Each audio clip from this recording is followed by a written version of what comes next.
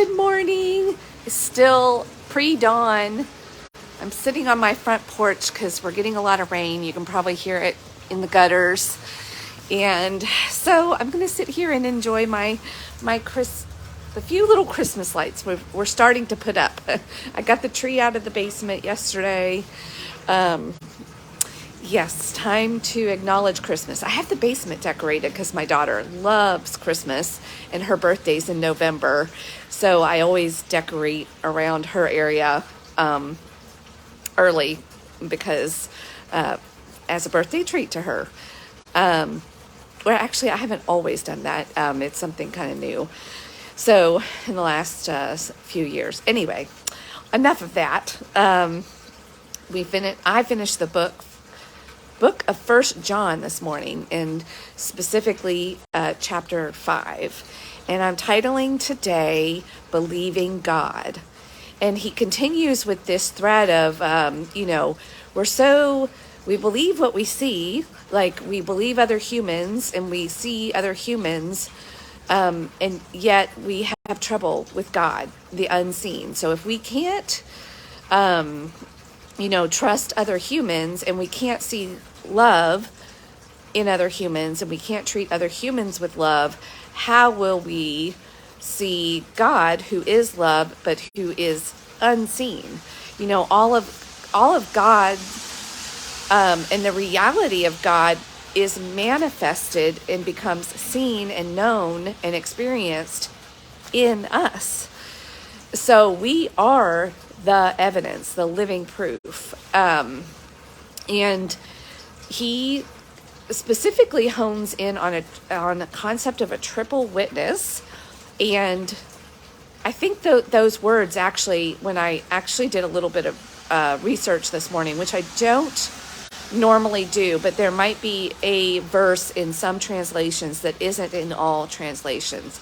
And it's specifically in regards to the wording of the triple witness. But, and I think that's verse 7. So if you want to kind of fact check, or if you're following along that closely. But John says, the first witness or the first evidence was, and he's specifically talking about the life of Jesus here. And Jesus is the Son of God, and he came to be the living proof, and then leave his Holy Spirit behind for all of us to experience it and have the proof for ourselves and the evidence in our lives. The reality in experiencing, not just believing God, but experiencing God, being part of God. And we do that through belief in the Spirit. So first the water of the baptism, then the blood on the cross, and then the Spirit, which tells us that those two things were evidence. And it's the Spirit that we all have. Again, it's unseen, but we know it. It's the inner knowing. It writes itself in our minds and our hearts. It changes us. It causes us to convert. And then as I even think about the reality of water, when we drink water, humans are like walking cucumbers, like molecularly, because or just looking at water content. We have as much water content as most vegetables out there. And that water gets converted to blood, literally. But how does that happen?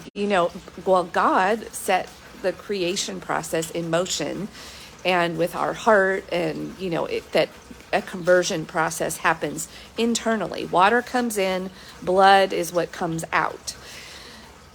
And the Spirit enters us and similarly helps us do that with understanding and with truth.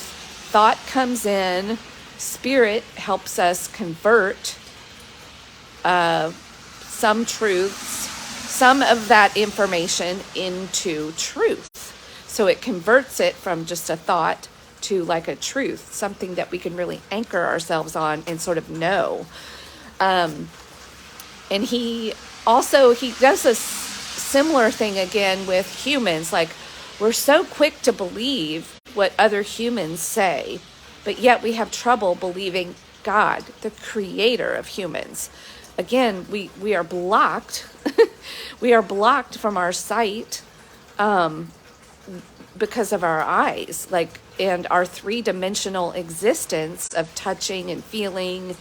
And God is, doesn't have that same sort of physical body, except he does through us. We are his bodies. We are God. And the only thing that separates us from God and from knowing and believing God are our own darn thoughts, and our heart. And also, because God is love, the way we live and the things we choose to do also separate us, because they're not in agreement with love. The word sin is used, and some of those sins even cause death.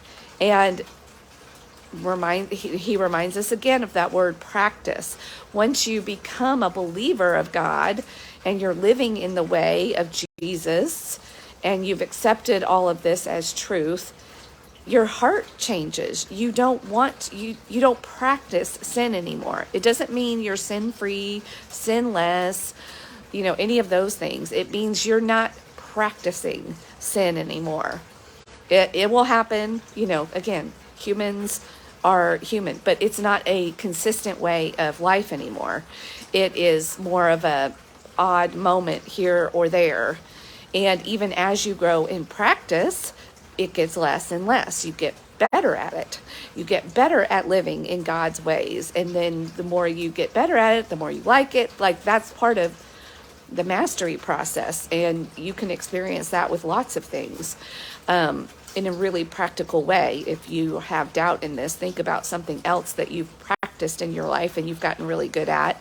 And even part of the reason you practice is because you enjoy it.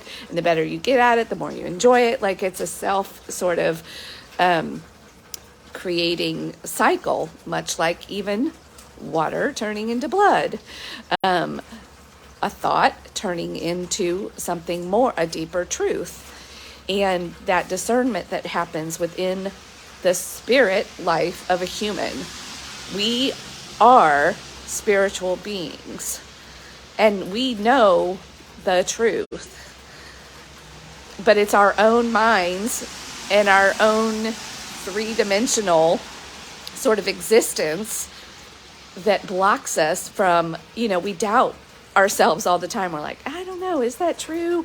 Or maybe if another human looks at us and goes, you're silly. I can't believe you believe in something like that. Oh yeah, well, look at the fruit in my life of believing this way and behaving this way. And then let's compare the person who doesn't believe any of it, thinks it's all silly, is living all kinds of crazy ways. And what's the fruit in their life?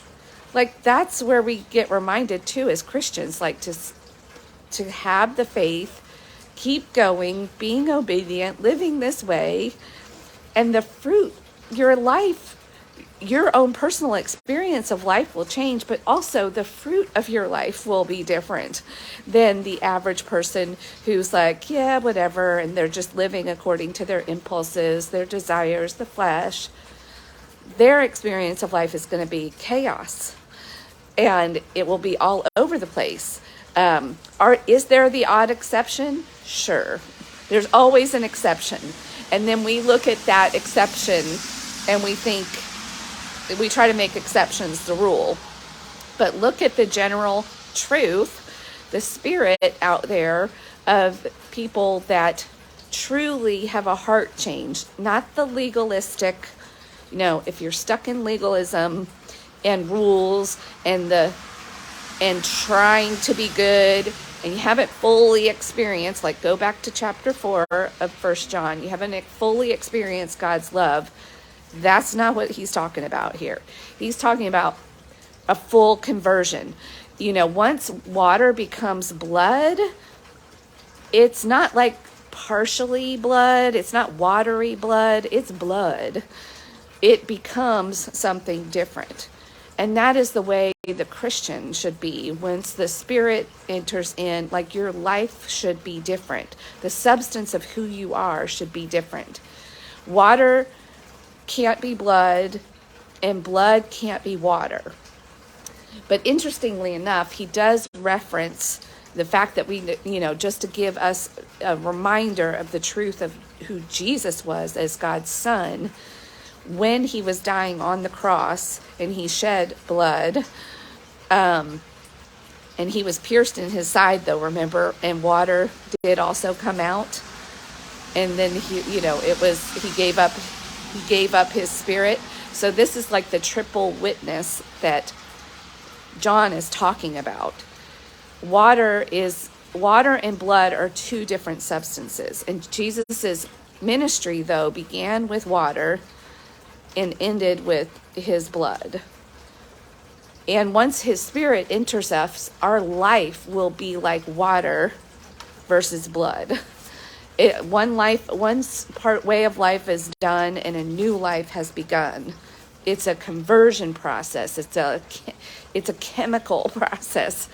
And how we think and how we behave literally does change us.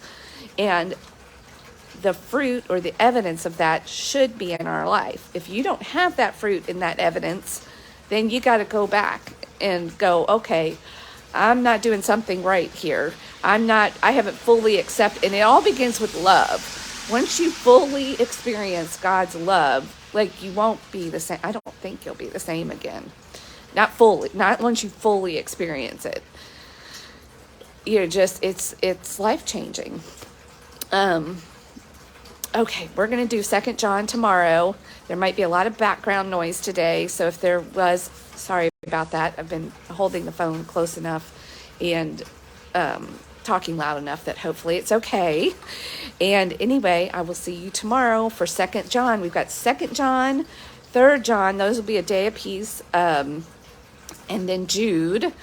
And then we start the book of Revelations on, I think that'll be on Monday as of the day of this recording. So today is December 8th, a Thursday of 2022. So whenever you're reading this or listening to this, because I write daily as well, whenever you're consuming this daily reflection and encouragement, we're getting near the end. Yeah. Woo.